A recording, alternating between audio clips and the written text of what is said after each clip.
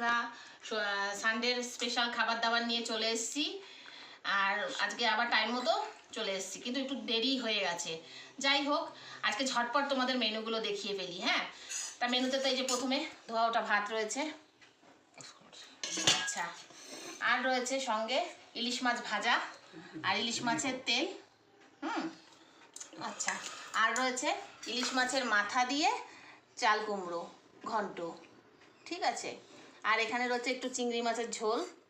আচ্ছা, একটু তেল পটল, আর রয়েছে সবচেয়ে স্পেশাল এই যে চিকেনে এক কড়াই ঝোল। এই যে কড়াই শুদ্ধ নিয়ে চলে এসেছি, কেননা বাড়িতে কাজ হচ্ছে, তোমরা তো জানোই। এমন অবস্থা, মানে আমার রান্না করা খুব দুষ্কর হয়ে যাচ্ছে, মানে সব কিছু সামলানো, মানে মাথা খুব খারাপ হয়ে যাচ্ছে।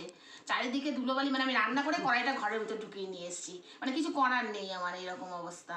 আর রান্নাঘরটা হচ্ছে সেহেতু আরও যেন ঝামেলা হয়েছে। আর সঙ্গে রয়েছে এই যে চাটনি, রোজকার চাটনি।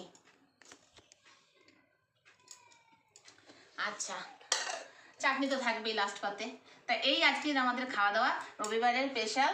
এই যে লাল লাল এই যে চিকেন। আজকে আর মটন হয়নি।